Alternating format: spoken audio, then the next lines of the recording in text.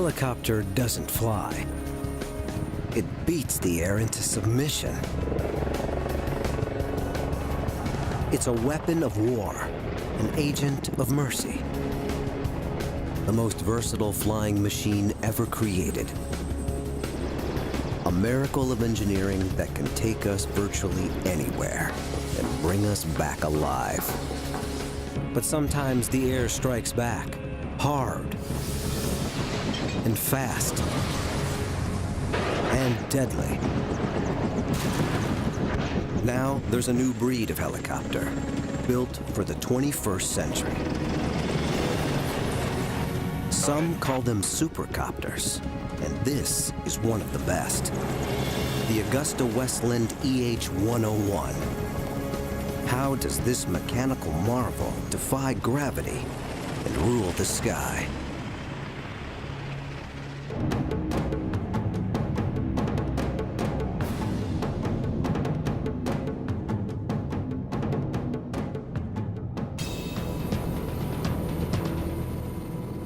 Somewhere off the coast of Italy, a man is drowning.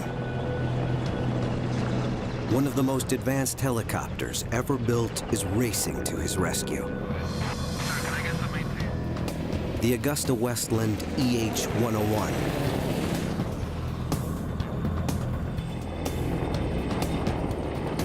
It's designed for an emergency like this.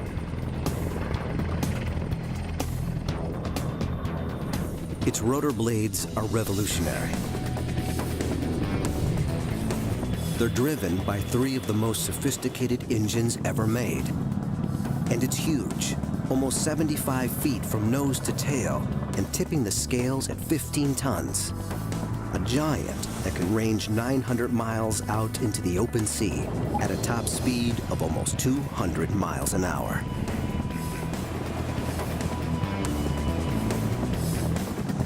And when it finds its man, it can fight winds of over 50 miles an hour to hover rock steady in the sky, saving seconds in a race where death holds the stopwatch.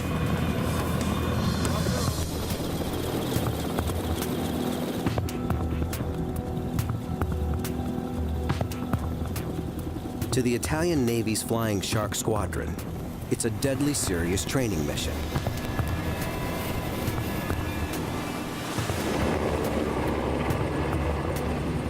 But to the EH-101, this is child's play.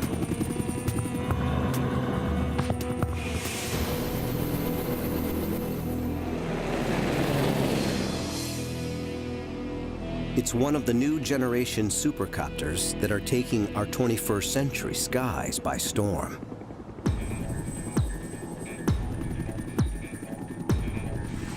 The Sikorsky S-92.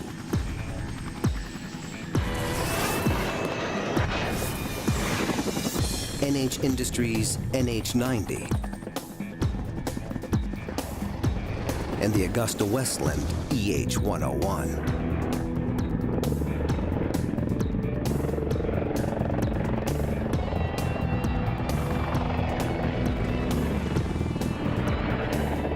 This American version of the EH-101, known as the US-101, was chosen by the US Navy as the next presidential helicopter. Designated Marine One, creating the Oval Office in the sky will be a joint venture of 3 firms: Augusta-Westland, Bell Helicopters, and Lockheed Martin. It will truly be a supercopter.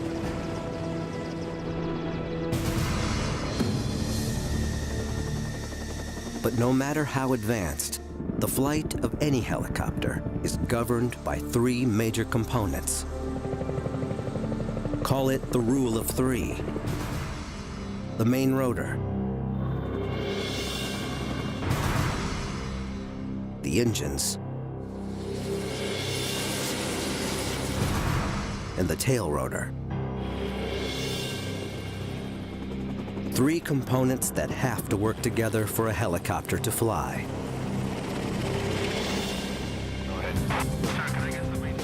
And this is what the rule of 3 can achieve. The EH-101 moves through the air like a hummingbird.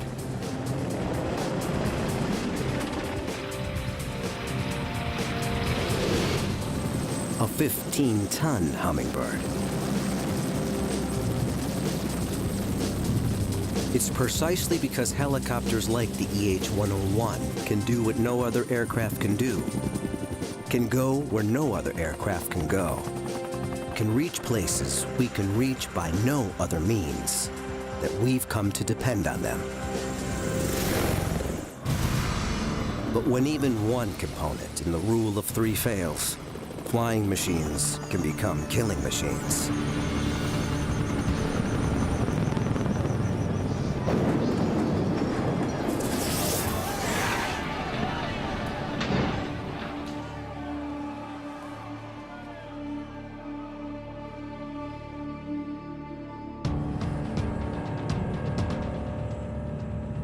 In normal conditions, flying a helicopter is only slightly more dangerous than flying a regular fixed-wing aircraft of the same size.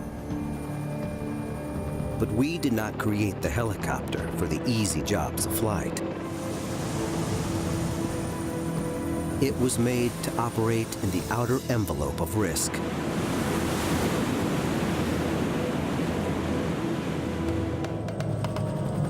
And sometimes, we push the helicopter too far.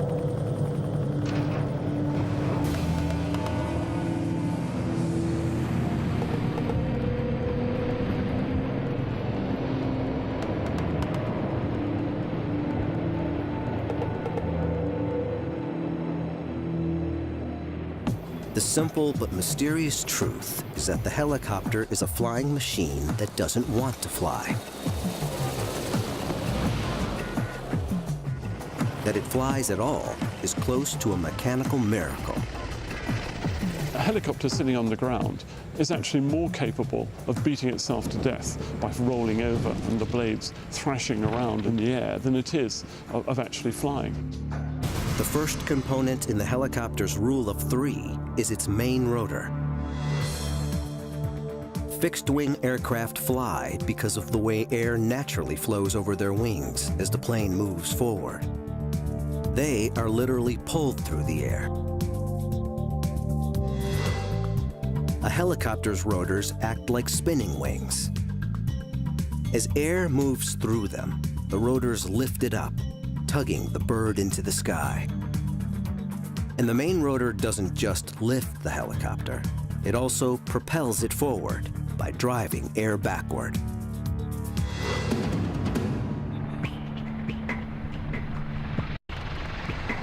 Every second the EH-101 is in flight, its massive main rotor is shoving up to 45 tons of air out of its way.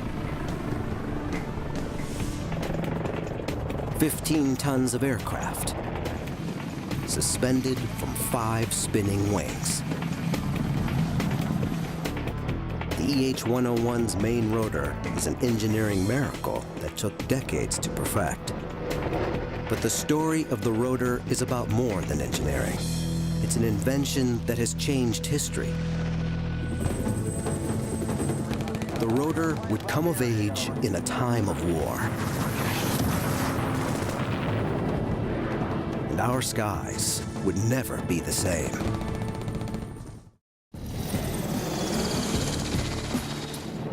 Creating helicopters as advanced as today's supercopters is like creating a robot that can dance. It took us almost as long to solve the mysteries of vertical flight as it did to reach the moon.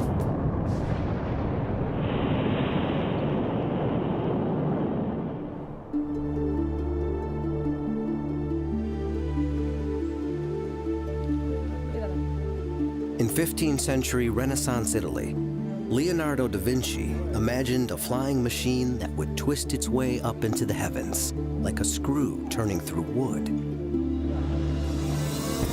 But the scientific trail to today's supercopters wouldn't involve a screw, but a whirling rotor blade. It's the first and most important component of the rule of three that governs all helicopter flight. Early rotor blades were made of wood, spinning airfoils that achieved lift, but not much more. But over decades of development, rotors became more versatile and more robust, finally propelling the helicopter from the sidelines of flight to the center stage of conflict. A conflict that would last 20 years and involve 3 million American soldiers. The Vietnam War. But it wasn't until the Vietnam War that the helicopter came of age. That's when there were hundreds, if not thousands, of helicopters deployed in one battle zone. Dominating the skies of the Vietnam War was Bell Helicopter's UH-1 Huey.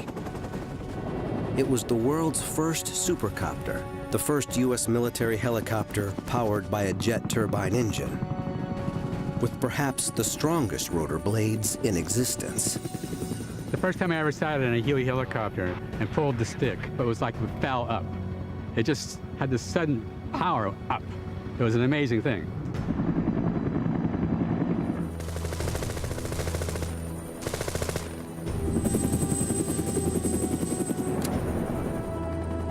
Although all metal rotors had been fitted to earlier helicopters, the Huey's thick 44-foot-long blade set a new standard for toughness.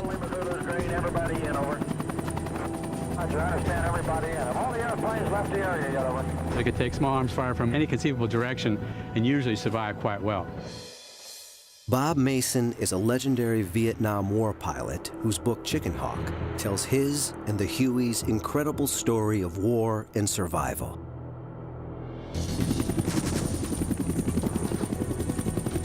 I remember one time I had to be the last ship out, so I had to take everybody with me. And everybody got on board, and there was one more guy than I thought we could carry. And I couldn't leave the one guy. His Huey dangerously overloaded, Bob Mason had only one way out, but it meant flying straight toward a jungle thicket. So I headed for that thicket, hoping to accelerate enough to get over it, but I didn't, and I had to go through it. So here's a machine that can go through the thicket, chopping off the tops of these small branches with the rotor system, with 6 or 7 screaming American soldiers in the back. I mean, I love this machine.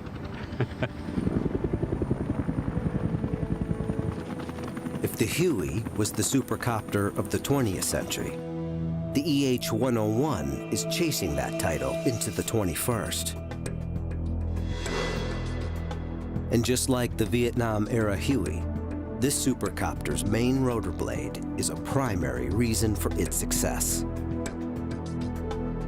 But while the Huey's rotors were all metal, the core of the EH-101's blades is paper. Using state-of-the-art technology and composite materials like carbon and glass fiber, these rotors are much lighter and more durable than all metal blades. A core of honeycomb paper is combined with pieces of foam, carved to precise dimensions. They're wrapped with layer after layer of composite fiber material, then baked in a pressurized chamber to become as hard as steel. Finished with titanium edges, they're as battle-ready as a blade can be. When a bullet hits an all-metal rotor, it sends fractures through the entire width of the blade.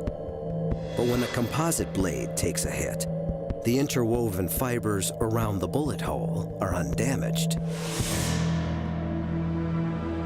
And this is what really sets this rotor blade apart, a wing tip.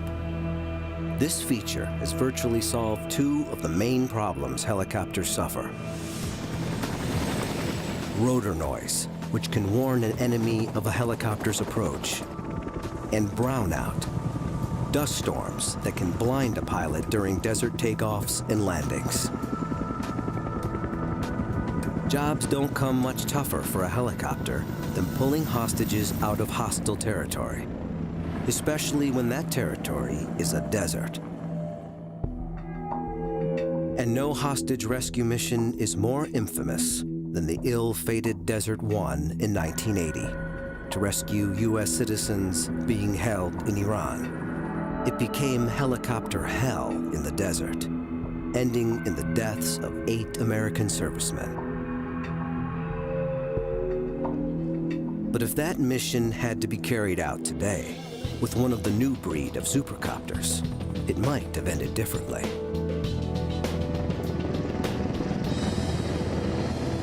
One of the helicopter's greatest handicaps during a rescue operation like Desert One is the noise made by its rotors. The enemy can hear it coming. Most rotor noise is caused by the tips of the helicopter's blades, moving through the air at supersonic speed. The telltale beating sound is actually a series of mini-sonic booms created by the rotor tips. And that's where these wing-tipped rotor blades have a killer advantage.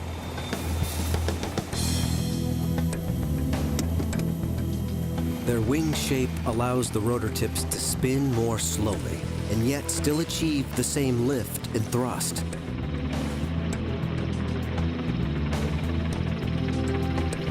Because the rotor tips don't create the sonic boom effect, the pilots who've flown the EH-101 in battle say it's one of the quietest helicopters flying. One of the biggest problems we face is detection. The ability of this aircraft is to arrive relatively silently on the target until literally seconds before we're there. Mike Stangroom is a pilot with the British Royal Air Force's 28th Squadron.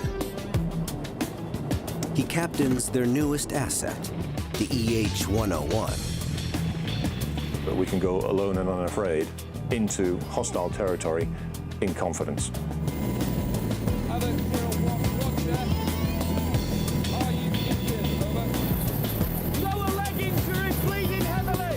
The men of the 28th Squadron train relentlessly for rescue missions behind enemy lines.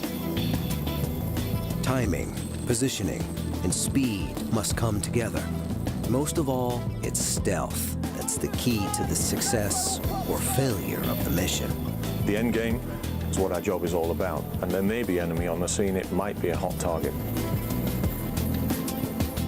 If the enemy hears them coming, the landing might not just be hot, but fatal.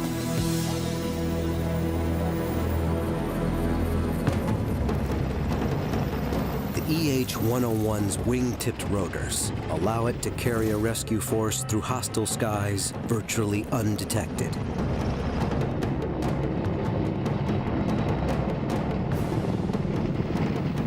Giving them the advantage of surprise in a game of life and death.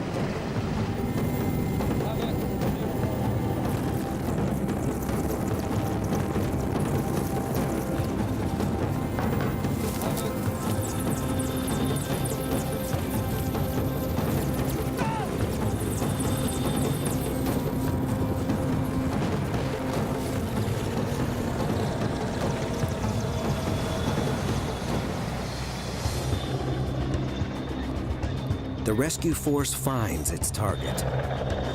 Hello, Rapier 1, this is Havoc 01, radio check, over.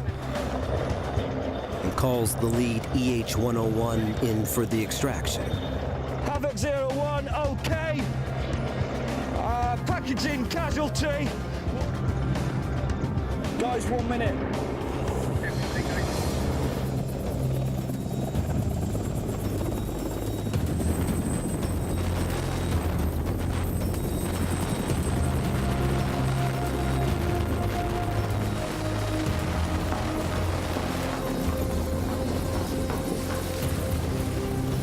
But if this rescue was for real, and if it was happening in a desert environment, like that faced by the Desert One mission in Iran, the helicopter and the men it's carrying would be facing a danger as great as enemy fire.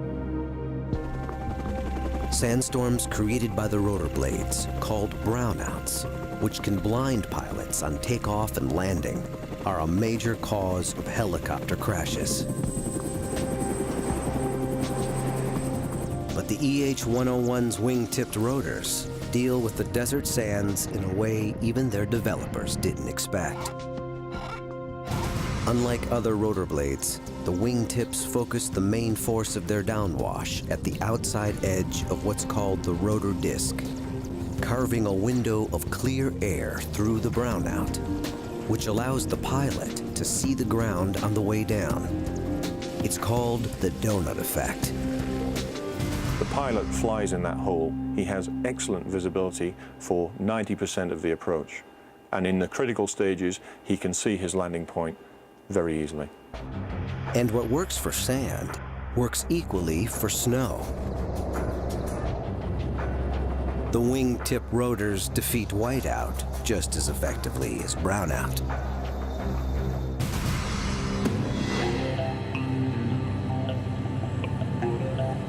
But however advanced the EH-101's rotor might be, it would be nothing without what's under the hood and on its tail. Without a powerful engine and a tail rotor to control its movement, no helicopter can survive. The rule of three pits physics against the forces of nature. And when the parts all work together, a helicopter can do things even Leonardo couldn't predict.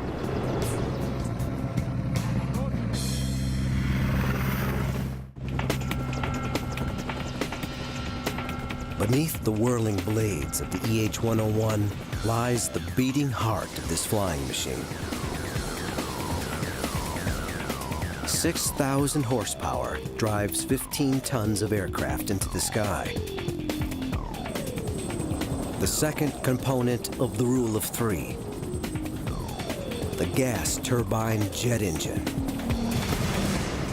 And it doesn't have just one, it has three. Each is about the same size as the engine of a family car, but each packs 10 times the punch. But while jet engines on fixed-wing aircraft provide forward thrust, in a helicopter, all that power goes into turning the rotor blades. It's like a giant propeller. The spinning rotor drives the helicopter through the air. The engine's job is to keep the rotor spinning at exactly the same speed, no matter how strong the wind or what the aircraft is trying to do. It's like asking a car engine to maintain the exact speed no matter how steep the hill. The engines must not stall. They must not slow down. They have to keep the rotor spinning, no matter how aggressively the helicopter is being thrown through the sky. And the 21st century engines that power the new generation supercopters can do just that. They enable the kind of power flying that would not have been possible with older generation engines.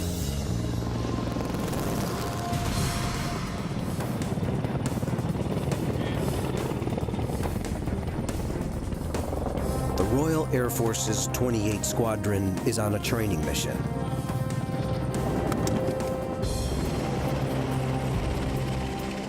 Their task? To stalk and intercept a speeding car. These men are playing the role of escaping terrorists. Positioning high above, the EH-101s drop into a near vertical dive. They swoop in, a mere 50 feet off the ground, traveling at nearly 200 miles an hour. Then the aircraft snaps into an incredible aerial switchback. Its engines absorb the shock of this maneuver without missing a beat. The copter hits the ground in a maelstrom of dust.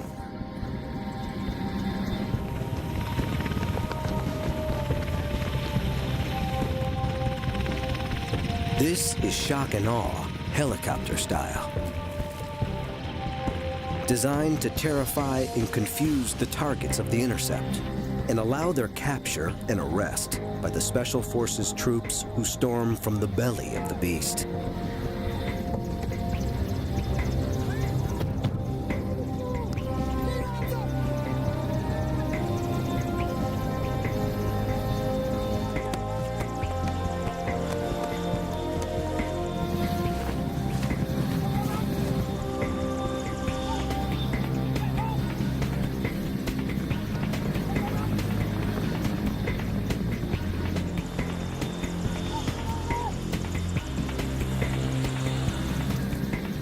Within seconds, it's all over.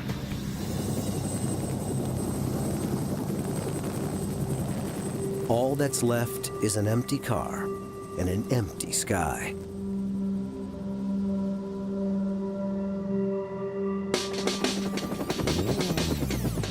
The secret to this maneuver is the sheer power and computer-managed precision of the EH-101's engines. To deconstruct how they work, watch this again. First, the initial dive. The copter drops almost straight down. Its rotor blades are spinning at a steady 214 RPM, but they're not actually pushing much air. For the engines, this is the easy part. 50 feet from the ground, the copters level out for their attack run. The rotors are biting hard into the air, forcing air backwards to propel the EH-101 at its top speed of nearly 200 miles an hour. The engines have to take the strain and keep the rotors spinning at exactly the same rate of 214 RPM. Despite their extra workload. Every movement of the rotor blades is communicated directly to the engines by the helicopter's onboard computers. But the moment's approaching that will set these engines apart from all that have gone before. This extraordinary aerial switchback from top speed to a dead stop and back again. The trick, for me, is to get the aircraft turned round through 180 degrees and to lose what could be up to 180 miles an hour to zero in a very short distance. As you'll appreciate, that's a very aggressive maneuver. The main rotors are fighting the air. First to stop the aircraft, then turn it around, then to bring it down fast. It's an enormous shock to the rotor blades, and it's transferred directly to the engines. If the engines stall, as older generation engines might, the 15-ton aircraft would fall from the sky. But the EH-101's engines absorb the shock of the switchback and keep the rotors spinning at a constant rate, pulling it through its violent 180-degree turn.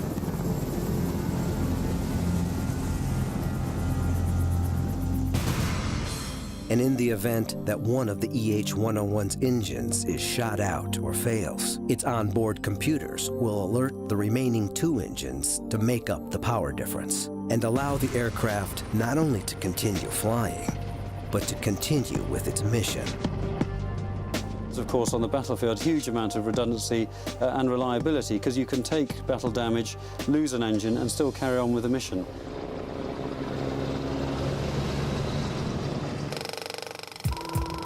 Most of the weight early helicopters were actually lifting was the weight of their heavy and underpowered piston engines. The development of the lighter but immensely more powerful gas turbine jet engine in the 1950s allowed helicopters to lift much greater loads. What had been an aerial gymnast was now also a beast of burden, transporting up to 40 tons through the air.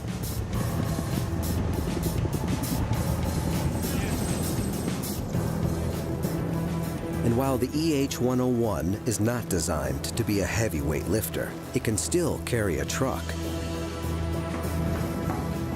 or pack 50 evacuees into its cargo area.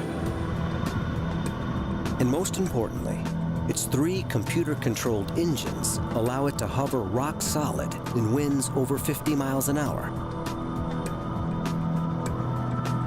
It's a critical advantage when an entire squad of troops needs to be delivered quickly to a battlefield.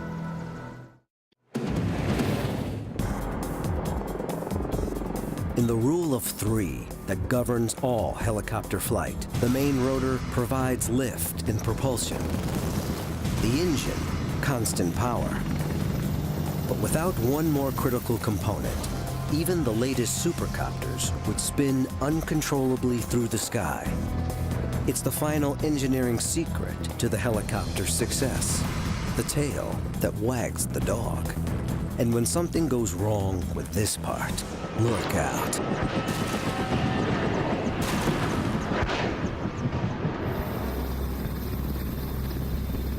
Heavy weather, high-octane jet fuel, and a 15-ton helicopter hovering above the deck of a warship at sea.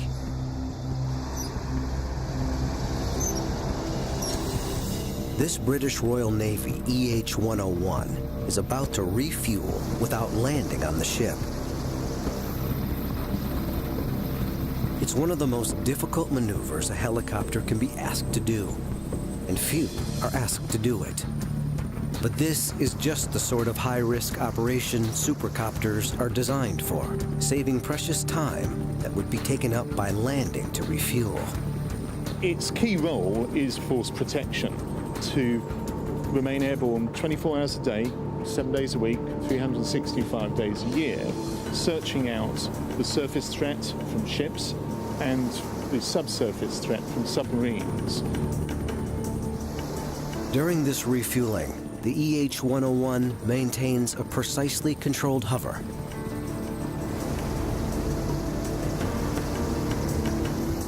Its powerful gas turbine engines drive 5 of the most advanced rotor blades ever created, keeping it rock steady in the air. But guiding it closer and closer to the ship and the waiting fuel line is the 3rd component in the rule of 3 that governs all helicopter flight. Its whirling tail rotor.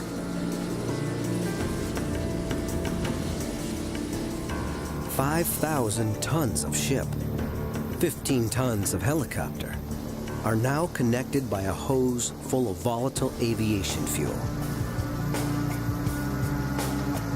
There's no margin of error.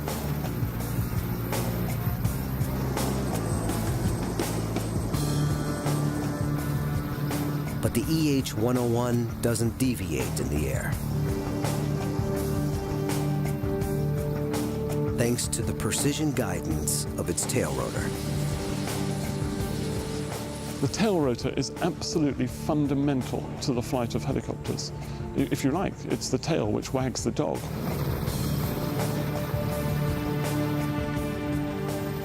Fueled up, the EH-101 banks away on a mission that will test one of the primary combat roles it was designed for: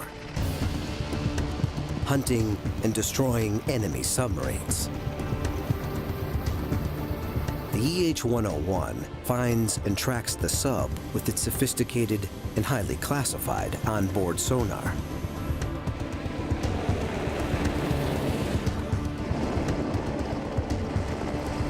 It closes in on its target and pulls into a dead hover.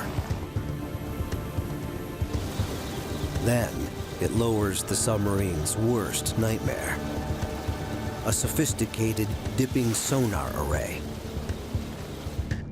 Beneath the surface, this underwater listening device opens up like a high-tech umbrella, trapping the enemy submarine in a sonar net.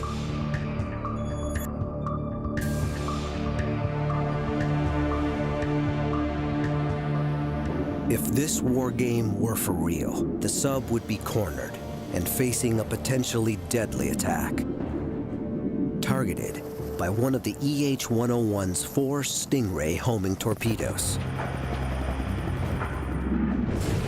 It can also carry sophisticated depth charges, as well as sea-skimming anti-ship missiles to take out enemy ships.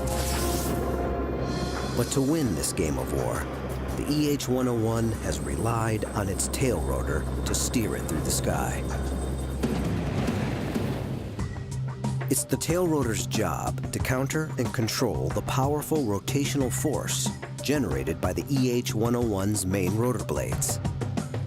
The main rotor wants to spin the body of the helicopter one way. The tail rotor forces air in the opposite direction.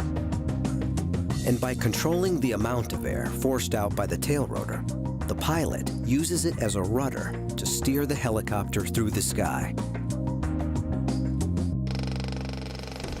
Of all the hurdles early helicopter designers had to overcome, stopping the aircraft from spinning around its main rotor was perhaps the most difficult. Double rotors spinning in opposite directions was the first solution. Then came the twin rotor system, with the spin of each set of rotor blades canceling out the other. This did provide an answer, and also gave helicopters like the Boeing Chinook greater lift capabilities than most single-rotored craft.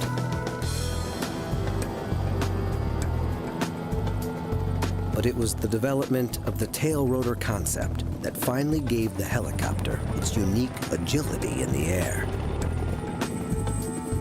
We can choose which direction we want to go, when we want to go, at the rate we want to go. It's a David and Goliath dance between tail and main rotors. But losing a tail rotor is every helicopter pilot's worst-case scenario. One of the things that pilots fear most is losing tail rotor control, or tail rotor authority as it's called. In other words, if that tail rotor doesn't behave, you can't fly in a straight line, the helicopter becomes unstable. And we've seen, sadly, many crashes with that happening. When difficult rescues or evacuations are being attempted on uneven terrain, the tail rotor is especially vulnerable. Of the three components that keep a helicopter in the air, it's the one that usually comes closest to the ground.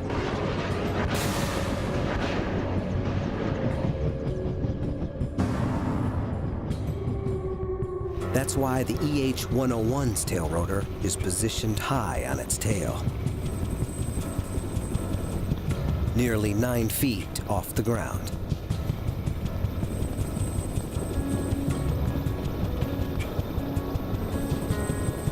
As every experienced pilot knows, lose tail rotor control, even momentarily, and you can easily lose your aircraft, and probably your life. As the helicopter spins off on a one-way trip to catastrophe.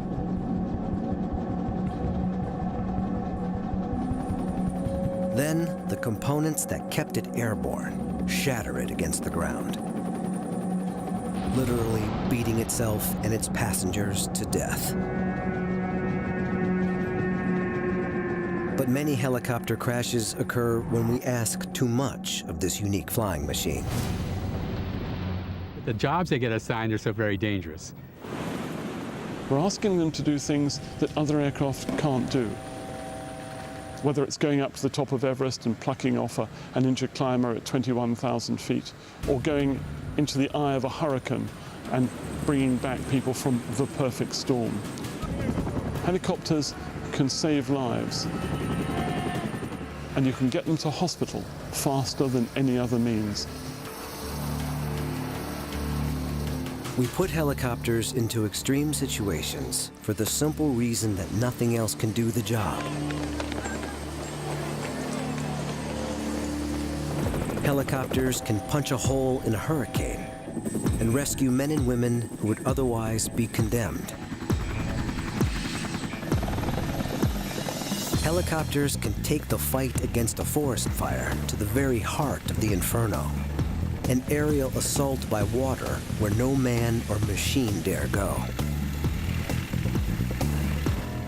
And as an air ambulance, a rapid response agent of mercy, when minutes, even seconds, can mean the difference between life and death. The helicopter is the undisputed champion of the injured and the sick.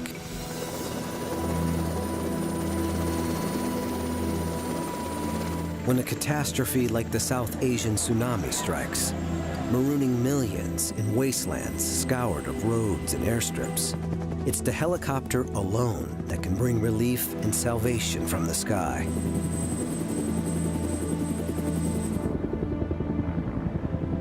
This was one of the greatest airlifts in history. Thousands of tons of humanitarian aid brought into some of the most inaccessible places on Earth, saving the lives of thousands of men, women, and children.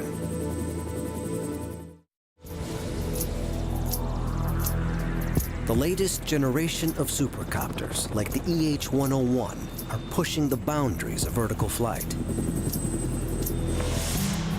But there's still one component that makes all of it possible: the human in the driver's seat. Mastering a helicopter's movement through the air takes both hands, both feet, and supreme confidence.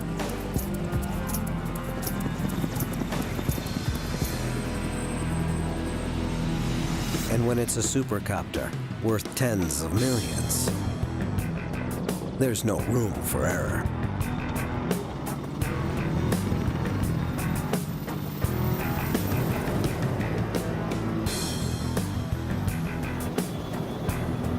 Few things are more difficult than controlling a helicopter in the sky.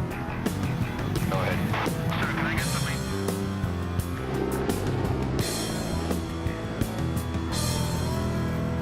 They say that if you can hop up and down, rub your tummy in a circular fashion and your head in a counterclockwise fashion with your eyes closed, then you can fly a helicopter. It's the helicopter pilot who transforms mere machine into an agent of salvation, or an instrument of vengeance.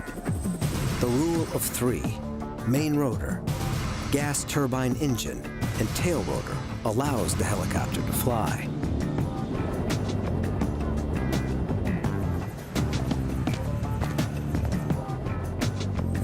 But someone still has to control it. But at the end of the day, it does come down to the pilot. And I think it takes an extraordinary brand of aviator. At any given moment in flight, a helicopter can go up or down, side to side, forward or backward, or virtually any combination of those directions.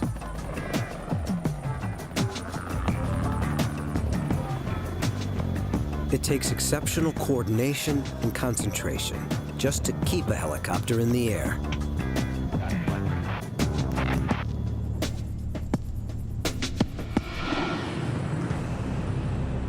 Massimo Porro commands the Italian Navy's #1 Flying Shark Squadron. He demonstrates the extraordinary relationship between the tail rotor and the main rotor blades. Both hands control the main rotor. The left-hand stick moves the helicopter up and down. The right-hand stick moves it in every other direction. Both feet control the tail rotor, changing the angle of the rotor blades to point the aircraft where the pilot wants.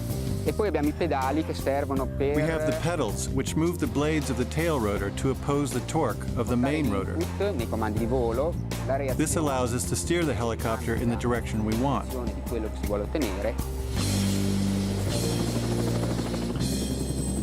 Il coordinamento fra I vari... But it has to be done in a very coordinated way, because compared to a fixed-wing aircraft, the helicopter is inherently unstable. un pilota di un aereo convenzionale. But when we master the helicopter's rule of three, there are few sights more breathtaking. It was like strapping on a costume in the morning that would allow me to do superhuman things. You weren't flying anymore, you were the machine.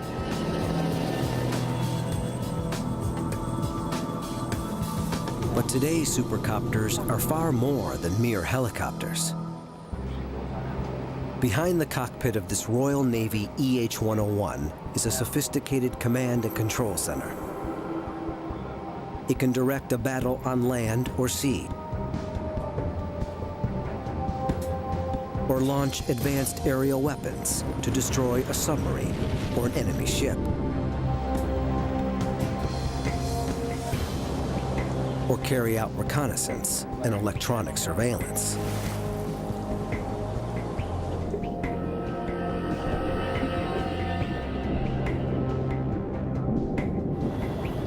And today's supercopters are so technologically advanced, they can actually fly themselves.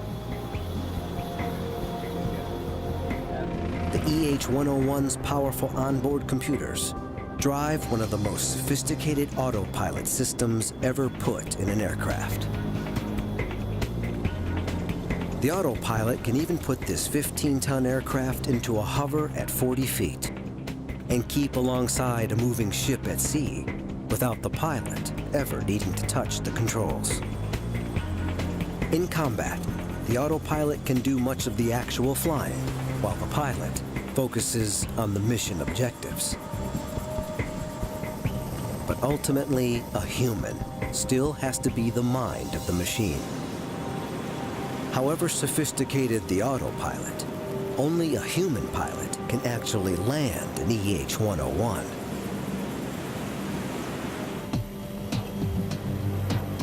Which is why they have their own virtual world to train in.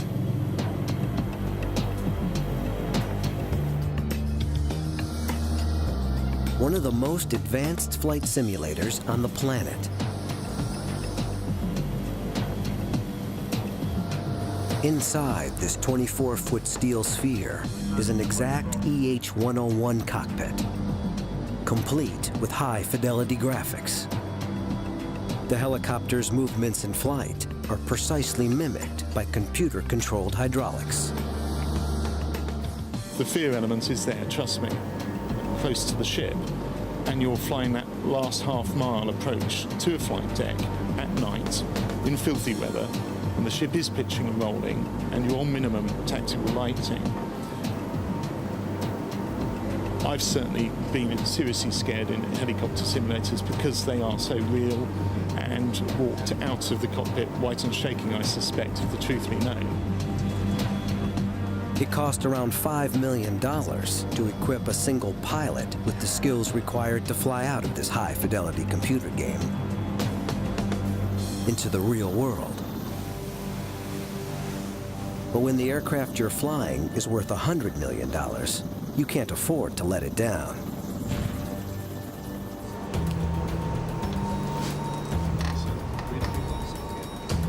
So in the simulator's operations room, instructors create nightmare scenarios for the pilots. Emergencies far too dangerous to be simulated in a real EH-101. We can simulate major systems failures and crash landing. I think probably the most challenging situations are coping with major system failure, but continuing to fight the aircraft and get back to the ship 200 miles away, maybe on two engines with navigation systems that have failed. The training never stops. Even the most experienced pilots have to keep their hours up in the simulator to maintain their mastery of the EH-101.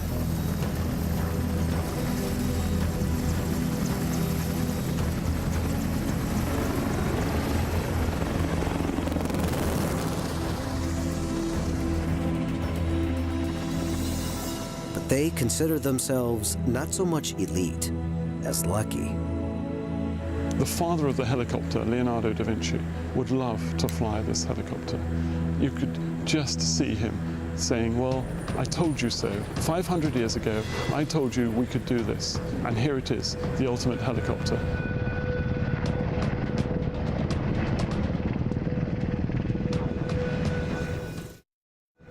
The age of the helicopter has been brief, but brilliant.